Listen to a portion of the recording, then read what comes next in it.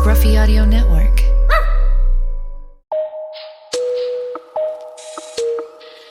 Hey, thank you. Hey, we're here on a Friday morning, man. I am so blessed to have a special cat. I mean, of course, you two guys. Ben, stay focused. Look at us when we're talking. All right, my main guest today is, damn, he's like a brother to me now. We've been really, as he says, chopping it up the last week. Aaron Dobson. Aaron, how the hell are you, my man? I'm doing great, man. Can't complain at all, man. I'm glad you're having me on the podcast, man. So I'm excited, man. I'm excited. And now, Aaron's history, he was with me 7 years ago. Right. For combine training. Mm-hmm. Kid came out of Marshall, hell of a wide receiver, special talent. Played with the Patriots, Cardinals, just finished up, and he's in for 2 weeks working with another main cat of mine, T. Higgins from Clemson, that's going pro. And I appreciate you coming in for 2 weeks. That's awesome. And a week has flown by. Right. I mean, we're at the end of the first week. It's been awesome. I know you listened to Harrison's last night. I'm glad you did that. And I wanted you to understand what the Woodgym people are and why people told me to start doing a podcast show.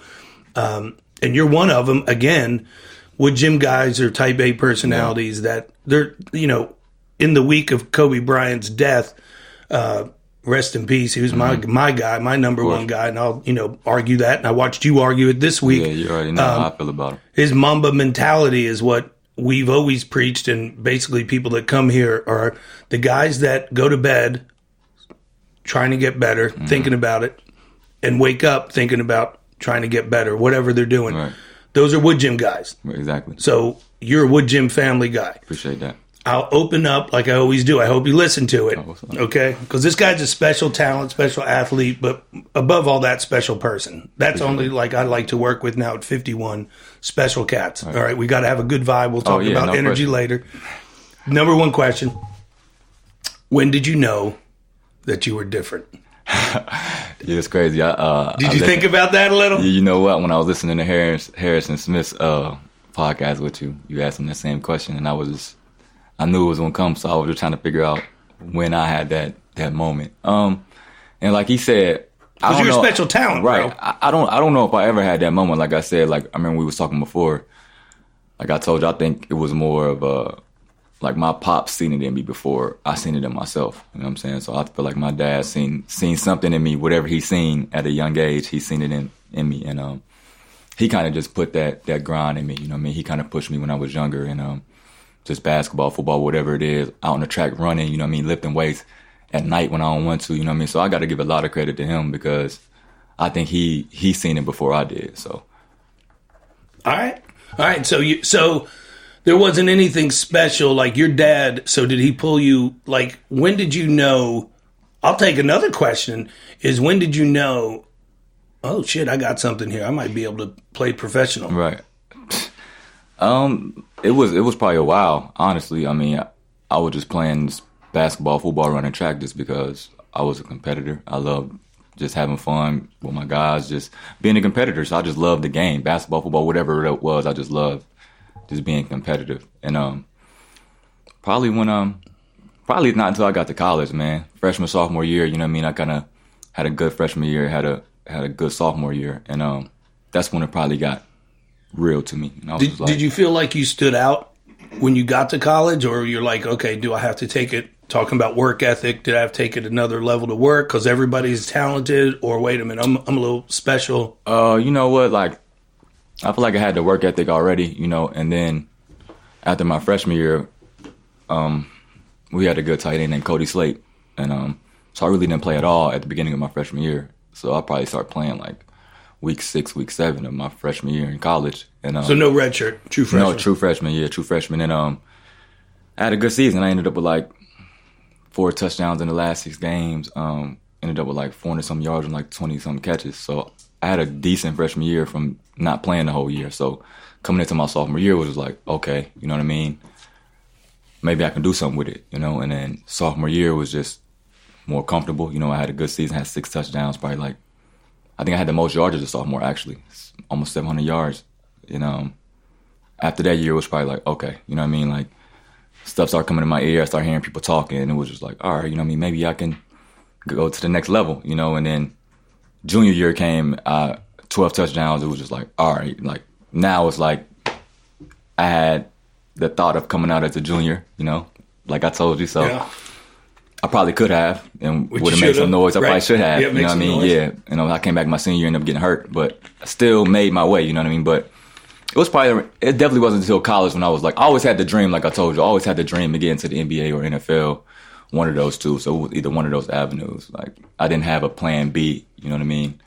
But like you said, I didn't have that moment of like, oh, I know I'm going to get there. It was just like, especially coming from West Virginia, we didn't have all these people I could look at and be like, oh, well, he made it. You know what I'm saying? It was. And where's like, Dunbar? You're from Dunbar, West Virginia. Dunbar, right? West Virginia, like 6 miles outside the city of Charleston, which is the capital city of West Virginia. So, all right, so Huntington to Dunbar. Probably like 30, 40 minutes. That's it? Yep. Did you go home a lot? I didn't, actually. I went home a couple times, but it wasn't like, I wouldn't say that I was at home like every weekend or like, nah. Like, I really felt like I kind of went to school out of state a little bit because I really didn't go home that much. You know what I mean? I was just trying to just stay focused, really, I guess. I feel like if I would have went home, I would just kind of been involved in maybe the wrong stuff. So I kind of stayed at school. And, so you had that dream of playing? Yeah, I had the dream of going to NBA, the NFL as a youngin'. You know what I mean? I remember before I could even play, my brother was out there playing. My brother's 4.5 years older than me. So when he first started playing, I was too young to even start yet. So I remember running out there and like, I had my dad's team was Dallas Cowboys. Had like a little Dallas Cowboys plastic helmet, like the shoulder pads, bro, everything. You feel me? I'm probably like 4, like, and I'm just out there just running around, you know what I mean? So it was just like, I just couldn't wait to get out there. I just couldn't wait to put those pads on or just be competitive. I couldn't wait for it. So once it started happening, you know, I just was playing football, you know what I mean? I always had the dream. I wanted to do this, wanted to do that, you know what I'm saying? But I was just playing, just having fun. And then it started getting real once I was 18, 19. It was like, okay, you know what I'm saying? I can. And you got drafted in 2013, right? 2013. So you came, lived with me, did the typical deal, combine train, live with me, get drafted, second round with the Patriots. What did that feel like? It was surreal. It was definitely surreal. You know, this is a moment that obviously I've dreamed of forever. You know what I mean? As far as wherever way it was going to go, NBA or NFL. So, I mean, this is a moment I've dreamed about forever. So when it happened, it was just like, it was surreal. It was just like, yo, this is crazy. You know, I'm like, I'm going to New England, a great organization. You know, I had Tom as a quarterback. So it was just a lot of stuff going through my mind at the time. Did you get a lot of calls from them?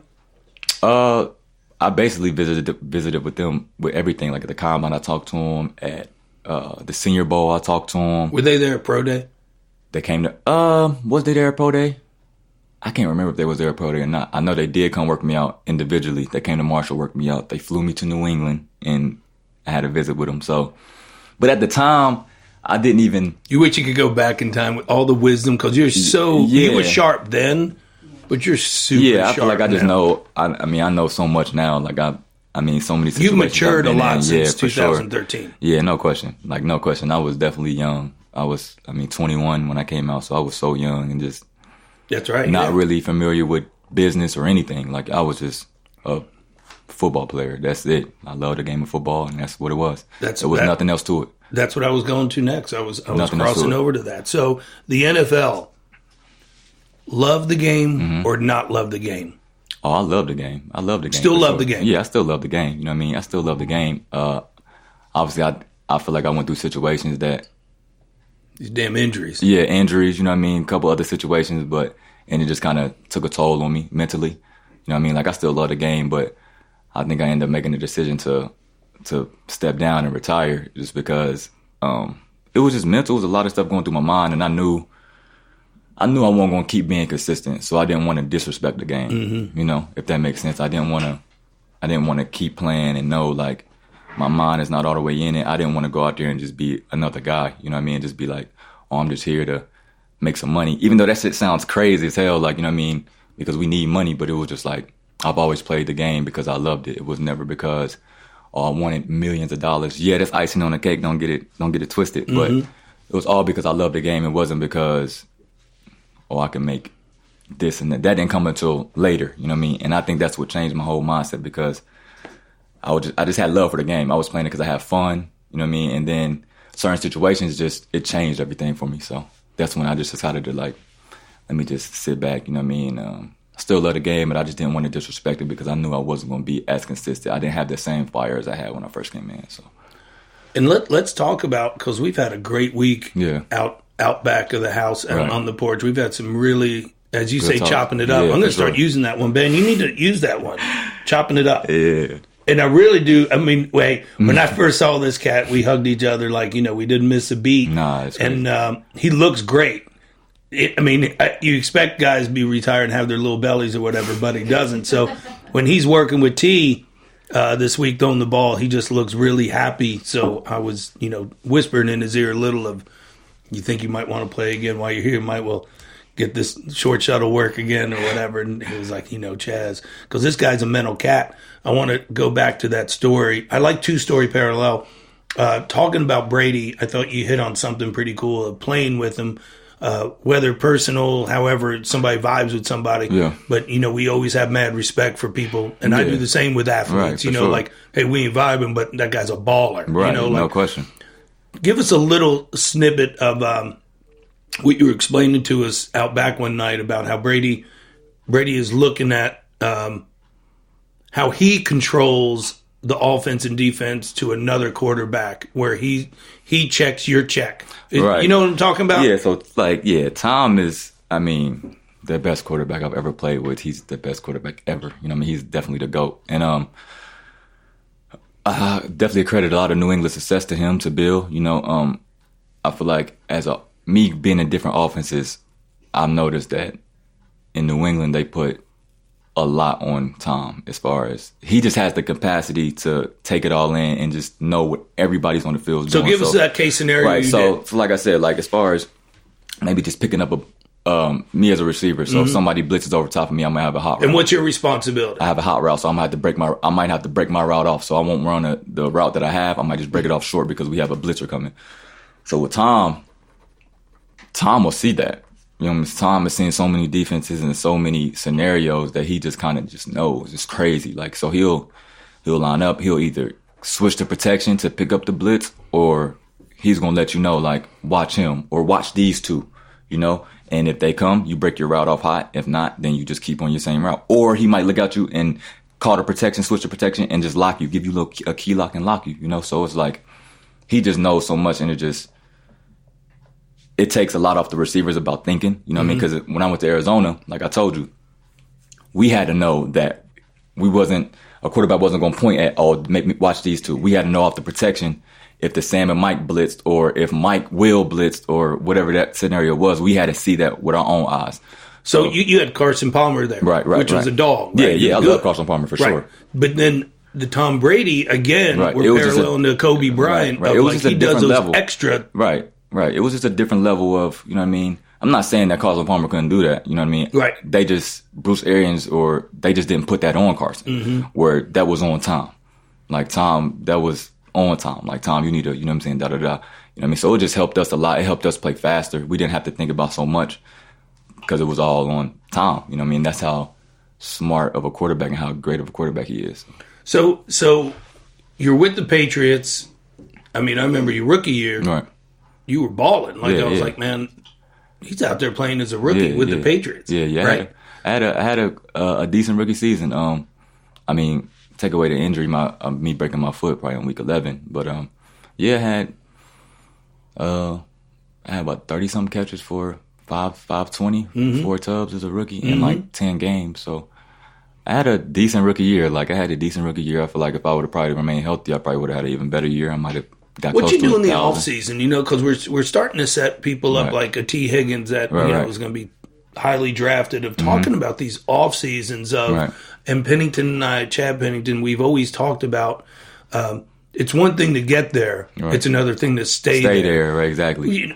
What did you do your first rookie off season? Because the thing with combine training in ADOB, you know this, is they see you as a combine trainer if they don't know you and you're met through the agency or the sport agent, compared to, as you sign your pictures in here, Charlie P. He's more than that. He's like a godfather, an uncle, a dad. Because now at 51, it's different of I like a relationship with somebody, just not the combine guy, 4 to 6, 8 weeks, and you never see him again. Right, exactly. So your off season, your rookie year, did you just stay up there? So my rookie season, so let me tell you about that. That's a whole story in itself. Like I told you, I broke my foot in week 11, but like I told you, I wasn't told that my foot was broke. It was more like I had a mid-foot sprain. So, of course, in my mind, I'm like, I can play through this. You know what I mean? Just because I ain't know. I'm not soft, so I'm like, I can play through this. It's just a mid-foot sprain, you know. It's just in my mind. You know what I mean? Like, I'm good. And but it was really bothering me. You know what I mean? It was like I'm telling like some of the rookie receivers that I played with, and I'm like, yo, like my foot is like, it's not feeling right. You know what I mean? Like I know my body, but I'm being told that I got a mid-foot sprain. So it's kind of like a in my mind thing. Like, you know what I'm saying? Am I tripping? Am I being soft? Like, or whatever it is. So this is week 11, and so this is probably like November sometime, and so I was missing games. You know, I was getting MRIs and X-rays, and they were telling me I had a mid-foot sprain, and I'm going through all this stuff, and we go. So mine just in November until we played in the AFC Championship, which is the end of January. So I missed a couple games here and there. I came back and played. You know what I mean? I still wasn't feeling right though. So we go play in the AFC Championship at Denver, and you know, I can't even finish the game. I'm probably third quarter. I'm like, yo, like my foot is hurting. You know what I'm saying? I'm like, something's wrong. The very next day, they take me down and tell me my foot is broke. So I'm kind of like just confused, like, you know what I mean? So I'm asking the doctor, like, yo, how long you think my foot has been broke? And he's like, you can tell it's been broke for a while because it's trying to heal on its own. So I'm like, so basically my foot was broke from week 11 until the AFC Championship game. And you started to run and cut on it. Yo, yeah, I was doing everything. You know what I mean? Everything. So, and then, so this is the end of January, and then I'll probably, they told me to wait until March 10th to see. They put me in a boot until March 10th. So basically I'm in a boot from November until March. But they was like, after the season, let's wait 6 weeks to see if it might heal on its own, basically. So I was in a boot for another 6 weeks, and I didn't end up having surgery until March 10th. So I had surgery March 10th of my off season, going into my second year. So I didn't have an off season at all. I didn't start running again until July before the season started. So you had surgery and you didn't do anything? I didn't do anything. Rehab. Right back. And then July, you know, our season starts at the end of July. Right. And July is when I first started running again. Yeah. And you stayed up there? Yeah, I stayed up there and rehabbed and make sure they had me right, you know.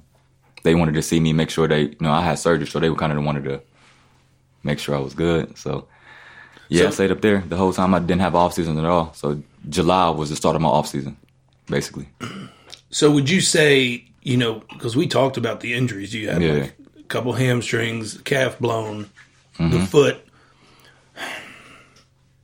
Are you sour / salty towards the game at all? Like, you know, because even when you went back to the story with going back to the Cardinals, you know, and I remember your agent calling me going, man, can you talk to him? You know, there's teams that want to sign him and he doesn't want to.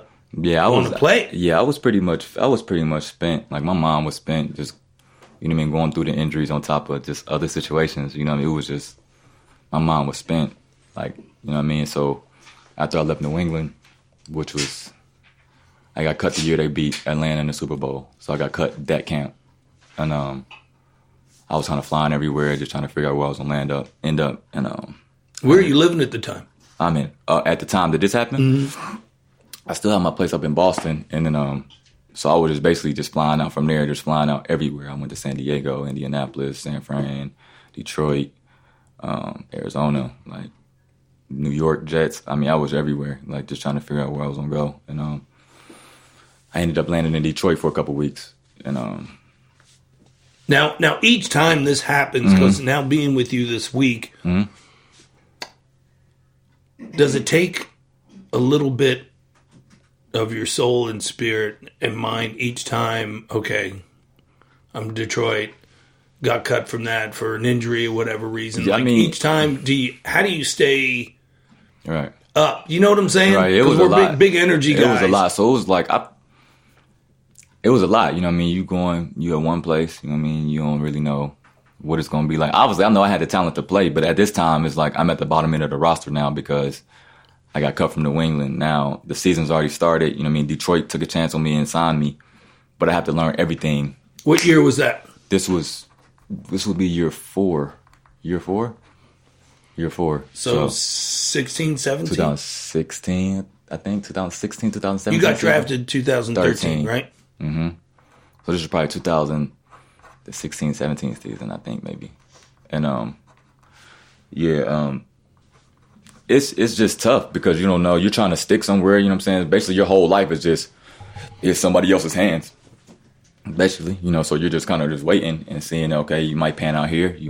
Something might happen. It might cut you. Then you might end up the next week across the country. Mm-hmm. So it's just like you just got to be ready to pick up and move just right now, like wherever. Your life is just not set, basically. Like a lot of people just like, okay, like this is my life. This is what I'm doing every day type of routine.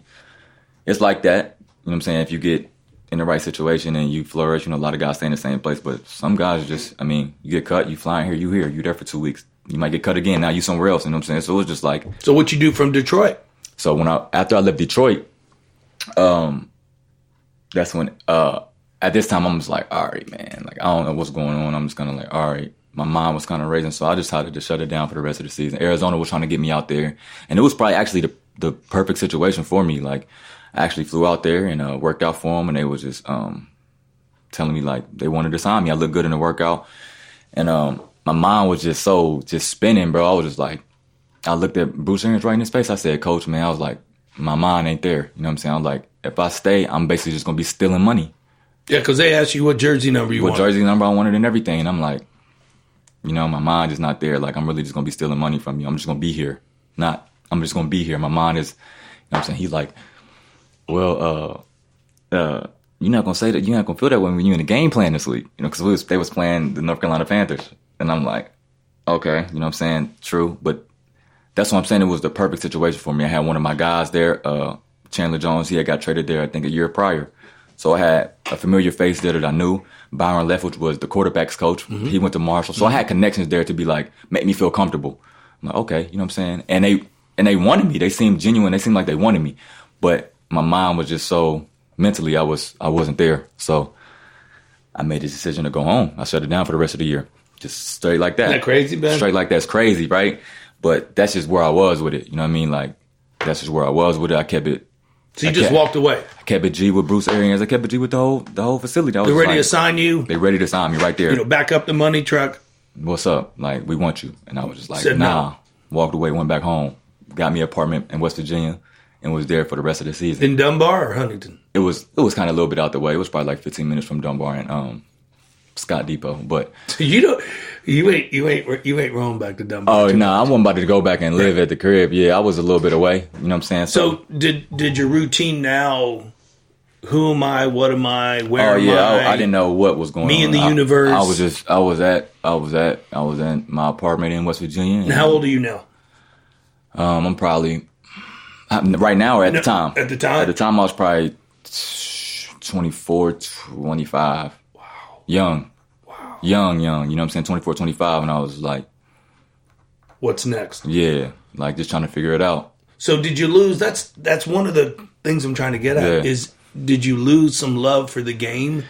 Did you need to take a TV timeout? I think that at that point in time, yeah, I was like, I just didn't know how I felt. You know what I mean? I never felt that way before about. But watching you throw with Higgins, T. Higgins in here this week, it's like you're like a little boy. Yeah, that's what I'm saying. It was like you're loving it. Like at the time, it was just. I think it was just everything I went through. It was just it had maybe taken some love from the game. I wasn't just all the way there. You know what I'm saying? I really can't even pinpoint how I was feeling. It was weird. That's what I was trying to figure out. Mm-hmm. You know what I mean? So I sat there from September, October to the end of the season. And I had told Arizona had told me, like, if I ever have the itch to come back, like, make sure I'm the first team they call. Like, you know what I'm saying? Blase, blase. So I'm kind of like, for sure. You know what I'm saying? But I'm telling them, like, I don't know. You know what I'm saying? I don't think it's going to come to that point.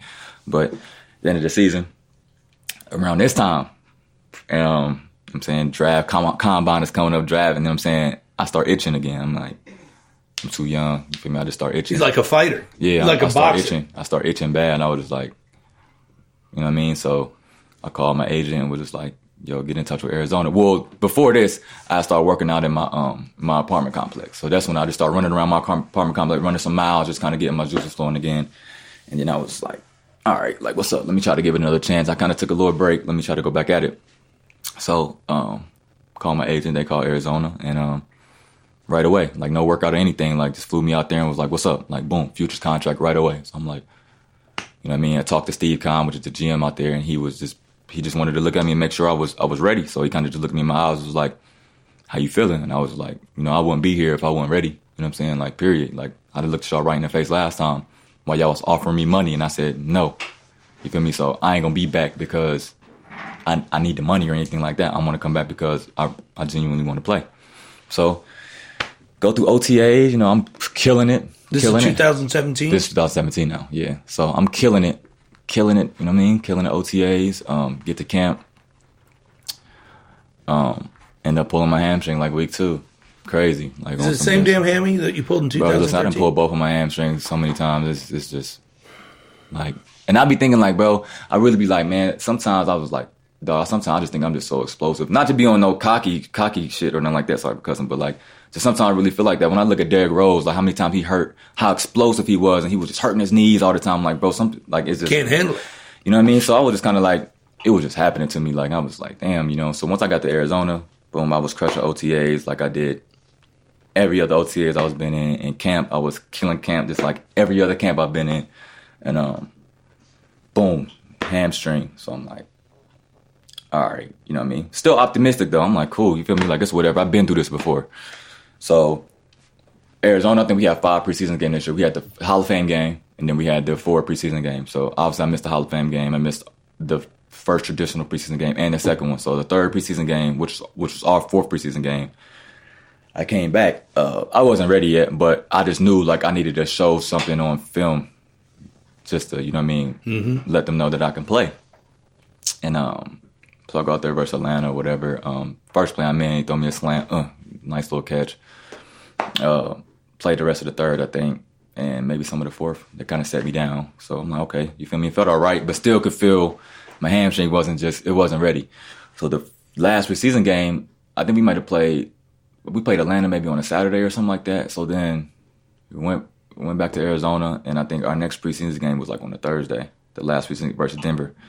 So, but we practiced like Monday, Tuesday, Wednesday, you know what I mean? And we had split practices. So we had the guys that was playing in the last preseason game practicing in the bubble. And then we had the guys that was really getting ready for week 1 outside practicing. So we had 2 different practices going on. So we didn't have as many players. So I'm taking so many reps where I'm just kind of, I should have probably just been smart and like, let me just tone it down because I could just feel my hamstring, So when we get out to Denver, it's probably second quarter. I'm out there warming up, and I can just feel my legs is just heavy. I'm just like, yo, this is not good. You know what I'm saying? I feel like I'm running in quicksand. I'm like, shit, but that's I know. How I feel. But to me, I'm like, man, if I get through this game, if I can get through this healthy, like, I make that team. No question. You know what I'm saying? Bro, like, literally the last play I was in, I run a comeback, and a dude pushes me in my back on the sideline. I'm trying to catch myself. End up pulling my hamstring again. So I'm like, same hamstring. So I'm like, shit. So I'm kind of just like, pissed. So Arizona puts me on IR, which is, I respect that. They had to. It's not like I'm gonna make the team injured. So they cut me, put me on IR, and so I'm out there in Arizona at Fisher Sports. I don't know if you heard of Brett Fisher. So he kind of just get me right. You know what I mean? I followed you, like watching you work out. Yeah. So like he was getting me right. I was going. I'm still optimistic at this point. Like I'm still good. So I'm probably this is probably like week 7 now. Week 7, maybe week 5. The first 4 weeks I was on IR for Arizona, you know what I'm saying, just still getting right. And then probably week 5, week 6 come around. It's been 4 weeks now, so I'm kind of like, I'm feeling good, you know what I'm saying? So I'll call my agent. I'm like, I'm probably going to be ready in like 2 weeks. So like, you feel me, just start letting teams know that I'm about to be ready. Literally like within the next 3 or 4 days, pull my calf.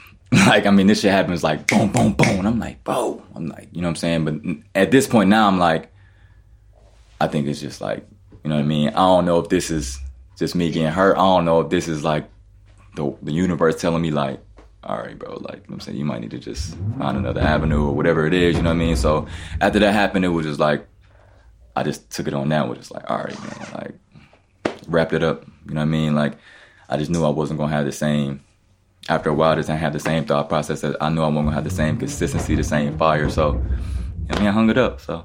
And that was in the DB drill.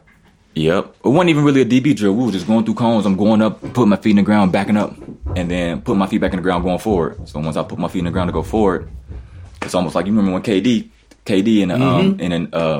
in the finals, something happened to his calf, and he kind of turned around and was looking at it. Bro, the same situation was just like that. I remember that. I thought my trainer had threw the ball, was playing at me and threw the ball in my calf. That's what it felt like. And I'm like, yo, you know what I'm saying? I started walking, and like my calf muscle had just shriveled all the way up. You see how I look? It looked like it's still right now. It's all in the ball. He'll show it to you when you get off. So in the ball, you know what I'm saying? So it kind of like just popped all the way up and rolled all the way up. And that's the way it healed. That's the way it healed. You know what I'm saying? But even now, if I go work out and shit, I mean, like running or whatever, like probably within the last month or so, I've been running and it'll just get tight on me. Like I'll feel it and I'm just like, bro, like, you know what I'm saying? Like, I don't know what's, you know what I'm saying? I don't know if it's still maybe messed. I don't know. So, yeah. That's crazy. Yeah. So that's all right. So where did you go? Like when that happened? So after that, man, it was just like, all right, just trying to figure out what's next, you know? So I started, me and my homeboy that I'm in business with now, with real estate business now, we started a gym back at home. It's called Limitless Gym. So we had Where's home now? Well, back at home where I was from. Dunbar. Where I went to school at, which is Huntington. All right. So it was a gym going out of. He's not going, guys. Yeah. He's not going back to Dunbar. Listen, I mean, if he could tell you those stories, you know, that might be rated X, rated R. Yeah, it's a little, you know what I mean, but. Yeah. So we went. It was a gym going out of business. You know what I'm saying? Back in Huntington, and like a health gym for everybody to like train. A fitness gym, a fitness gym. You know what I'm saying? So they was going out of business. But for all populations, everybody could be open to it. They was going out of business, and my man hit me, was like, "Yo, I think this could be an opportunity for us." Like da. So we ended up swooping in. We ended up making some deals, and we ended up getting a gym. And this is 2017, 18? 2017, 2018, yeah. So we had started the gym, and it was going cool. And I don't think it was just the right fit with what we were trying to do. It was a first time business. We didn't really know what was going on. So we were just. You should have called me. Yeah, I should have. I'm always there for you, brother. I should have, bro. I should have, man. I should have. 30 years in the business, Pennington's like, man, forget writing books about how to train. That's one thing I should have did. That's one thing I kind of regret coming out, is I just didn't keep the same team. Yeah. I should have kept the same team all the way through. I feel like that's just the way to do it. What happens with that, A-Dub? And I want to get back to the gym. I want to get back. But what happens? Is it just you're not thinking, you're so in the now, or is it overloaded? Because again, I mean,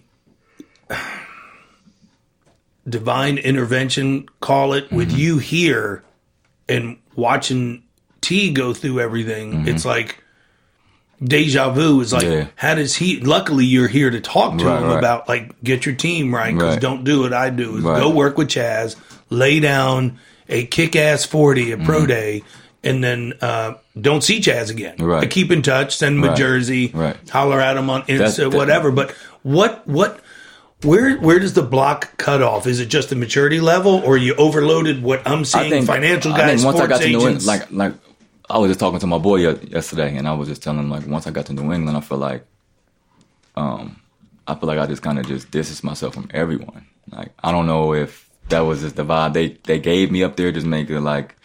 I really distanced myself from everyone that I was cool with, everybody. Like, I just kind of distanced myself. Like, and I wasn't, like, my homeboy, I wasn't talking to my homeboys from home, like, people I'm close to, you know, I just wasn't. And I don't know, like, even when my homeboy died up there in New England, my second year, my homeboy died. I didn't even ask New England if I can go to his funeral. Like, I didn't even ask can I go to somebody I grew up with from the sandbox? Like, you know what I'm saying? Can I go see my guy get laid to rest? Like, I didn't even ask that, because it's just like they had me so, like, it's football. Like, everything else is just whatever. So it was just like, that's how I was. I was so bought into them. Like, I wasn't just, you know what I mean? I didn't keep the people around me that I needed to maybe just keep me up, you know what I'm saying? Just so you in my spirit. So yeah, You didn't see yourself. I feel like I isolated myself. Yeah, You're the money maker, and I guess Chad and Pennington and I've talked this for years. You know, I always mention Chad in all my podcasts because we basically started together. He was a sophomore in high school, we were 91, 92, and so I watched him grow, and he's still watching the business go. And, you know, now I'm training his boys some, and he's a quarterback.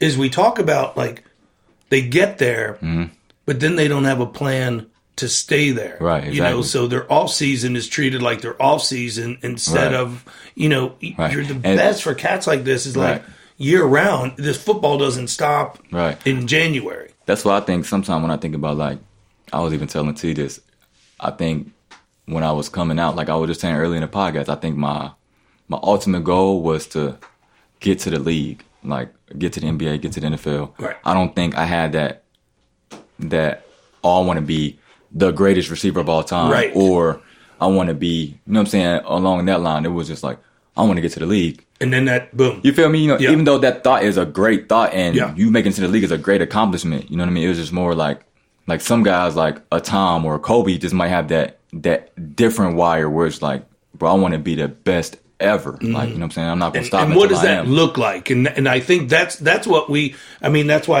you know, with T here and our energy and how you've gone through stuff and the experience I've had is like, you're going to get there. You know, like for guys like you two guys are so high level athletes, you're like thoroughbreds. People talk about combine the performances, but they miss the number one thing is injury prevention. Right. Of not getting injured is the number one thing. Exactly. So they're going to be there. Now, how do we get everybody to stay there? There's no game plan for that. Because the agents just sign the guy. Right. Then the financial guys are just the guys that, okay, let me set up your bank accounts and your accountants and do all that. But there's not a Petrone ADOB, hell, we should go into a business of like going, here's your game plan for the off season. Here's how you set this up for your off season. I mean, everybody, you know, now that LeBron James has been exposed of over $1 million a year taking care of his body. That's real life. That's all I was telling him too, like, bro, like, take care if you of your don't body. If you don't invest in that, yourself, that's the one body. thing. In Pennington, you know, when we took Leonard Fournette to see Chad, that's the one thing he sat down is like, you see Charlie right here, you know, invest. That is everything. So watch all the businesses that everybody's going to come at you. Right? Right. No, all right. So you go to the gym owner. What's next? As far as to my gym back at home. Yeah, like so, A-Dom's a gym owner. I didn't know that. It was really my man. He did a lot of the footwork, you know what I'm saying? Just because I was out in Arizona. So I would come back, you know. I was more of the money, I guess you could say that. Right.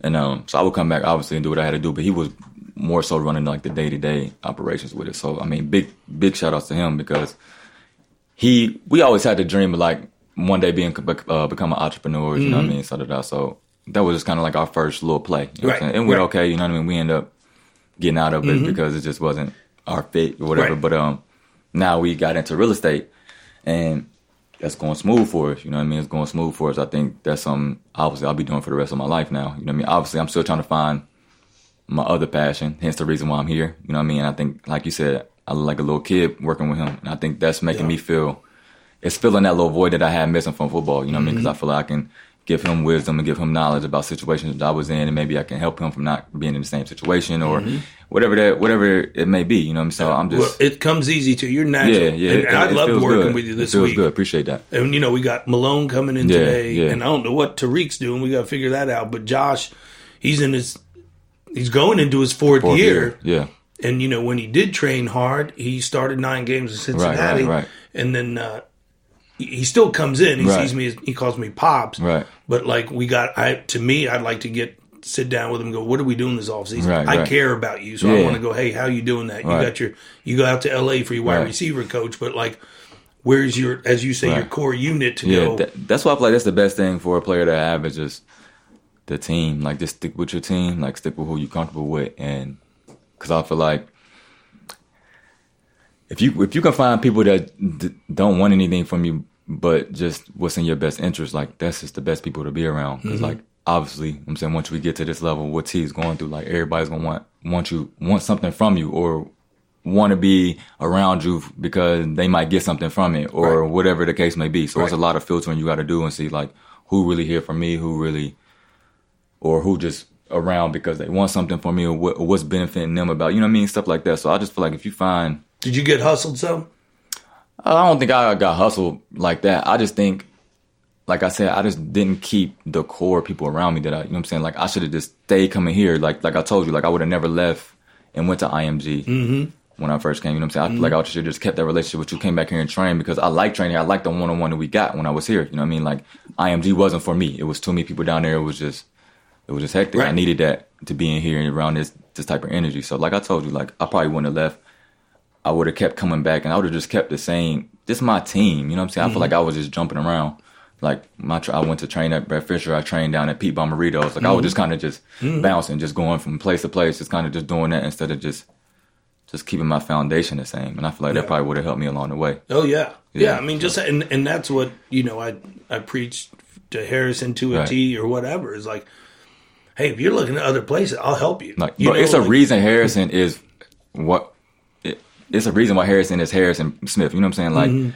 Like you say, he's been with you since 8th grade. Like, you feel me? Like, y'all have that relationship where y'all just know each other. You know what I'm saying? Like, I feel like that's just the best way to do it, man. It is, man. Because you know him. You know, like he said, you know how he moves. Like, if he goes somewhere else, they're going to want to be like, all right, let's see what you do. Or let's try to change this up. And it's like, bro, I've been doing this since I've been in 8th grade, and it's working for me. He's been watching short shuttles and three-step crossovers. I'm going to do this every offseason because this was working for me. To me, I don't think I found, like, obviously, I knew you helped me coming out, you know what I mean? But then after that, I never came back. It was just like, I was trying to like, I don't know. That's what I'm saying. That's what we're trying to get to is like, what goes through somebody's mind to go, okay, I went with Chaz 2 weeks, and then my team was like, you got to go to IMG, compete with other wide receivers, which you're like, I don't want to go. I love it here, living with you. Right. I mean, don't you think that's one of the best ingredients of I live with my trainer? Right. Yeah, bro. I love that about the whole situation. Like, you know what I mean? Like, on top of, man, you had a good relationship. Like, it wasn't like I felt weird being around you. Like, damn, I'm staying with this dude, and it just feels weird. Like, nah, it wasn't none of that. Like, you made me feel at home. Like, it was cool, bro. Like, I liked it a lot. Like, I shouldn't have left. You know what I mean? I probably I didn't know. I didn't know any better. You don't know what you don't know. So then you go to IMG, you compete, hurt your hamstring. Broke my hamstring down there. Responsible for that. Right. That's not me to call out any of that. Then you come back, because you couldn't run at the combine. Nope. Then you come back to me, we do the Petrone bands, and we get your hamstring right, and you kill your pro day. Yep. And then after that, it's boom. Gone.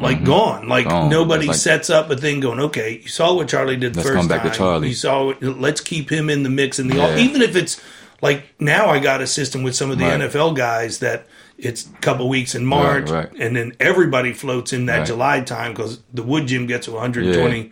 The turf does, and everybody wants that shape, including Harrison. He's leading the way with everybody. And they're like, okay, that's the place. Even though I float and might work with my wide receiver, DB coach, or, take some time to chill. But you got to have a guy this is my guy, even if I'm like, hey, Charlie, man, they're wanting me to go out here. What do you think about, because Pennington taught me all that. I've interviewed alignment coaches, throwing coaches, ART, active release therapy guys, to be a part of his team. Right. But I was the head guy to go, okay, let's use this guy, that guy, that guy. So no egos were involved. Right.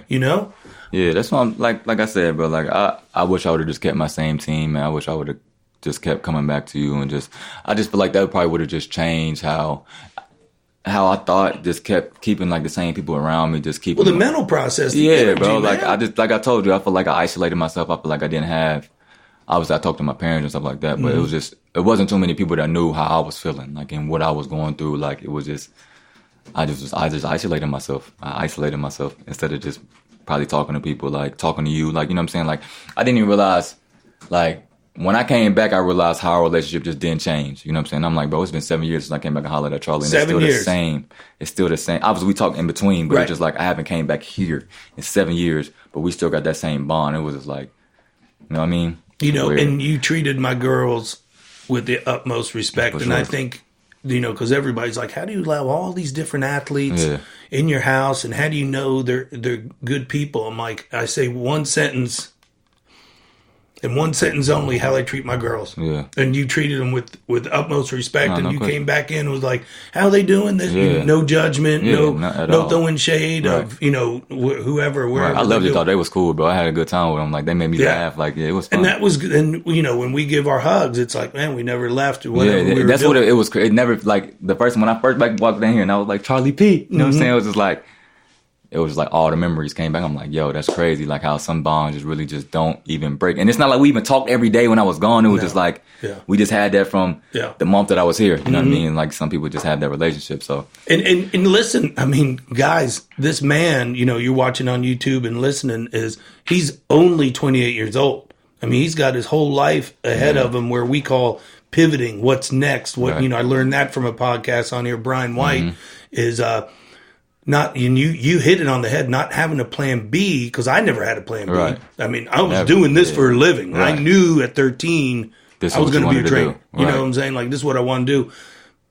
But with you, again, you're not a plan B guy, but I see you pivoting of like, what's next? And you definitely have an entrepreneurial spirit to do a lot of things and touch a lot of people, including this cat sitting here, man. Appreciate that. You know, and that's a special vibe, and that's a gift that God gave you. Yeah, like and we still got another week. Yeah, you know what I'm saying? When I think about like everything that's happened in my career, I feel like obviously I want to think back on it and be like, I wish shit would have went different. But now, like, of how stuff is starting to unfold, I feel like everything happened for a reason. I feel like I have a lot of knowledge to give. Like, so when I had this opportunity to come here, you know, I was all for it. Like, I ain't really care what I was getting from it. It was just like cool, you know what I'm saying? Like, doesn't it feel good giving back? Give back some knowledge, just give back everything I've learned, and just try to help somebody else. So that's just the biggest thing. Just try to help other people navigate through life, navigate through situations that you've already been through. You know what I mean? Just like my parents. Like, my parents always used to say the same shit to me. Like, feel me? Like, and at the time I'm young, so I ain't listening. Like, but it's just just years in life just gives you way more experience. Like, then. You know, and listening to people that have been there, right? Know? You don't necessarily think so. I'm listening to my parents. Like, obviously, they had never been in the league before in the situation that I was. But like, they would just giving me knowledge to help me. But I'm like, man, you don't know what it's like to be in this situation. But it's just like, it might not be the same exact scenario, but it's just like along the same lines where they can still give you that information that it will pertain to what you're going through. So and a lot of times I didn't listen to them. Yeah, you know what I'm saying? A lot of times I didn't listen to my parents because it's like, but I feel like that's everybody, because that's your parents. Your parents put down on you your whole life. They stay telling you what to do and all this stuff. So it's like sometimes, like, hearing it from your parents is like, all right, like. But when they're gone, exactly, that's like what I'm my saying. Old man, rest his soul. When they're gone, you're like, right.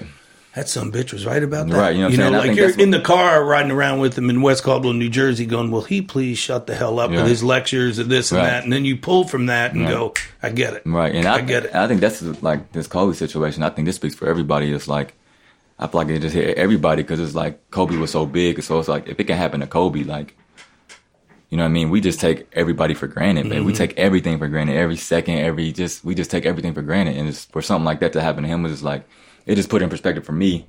As soon as that happened, like, I got to send a text to my sister and my brother, and was like, yo, you feel me? Like, we don't talk every day, but like, I'm a change this, change that, because it's like I love y'all more than anything, you feel me? So it's like, if something like that, like, it just had me in a crazy mindset as far as like thinking about my parents and like, yo, we really take so much shit for granted. Like, you know what I mean? It's just crazy. So, isn't that like, nuts? Yeah, so I feel like this situation that happened to Kobe, I feel like it's probably gonna forever change my mindset for sure. Definitely. No question. Yeah. It's dude, it's Friday. Yeah. I mean, we got the weekend. I know that doesn't matter at the Petrone household because we do what we do, but you know, we go hard. We got another good day of training and another week, and I am so happy that you came through and honored that you got on my show. I appreciate it. And you're a blast from the past. We always have all these current guys coming through, but this is Aaron Dobson. And if you don't know, go to YouTube and look at Aaron Dobson catch. He was doing this way before people thought it was cool. Thank you, man. I love you to death. And, you already know I love you family too, forever. Man. I appreciate it. You already know, forever, man, forever. Thank you.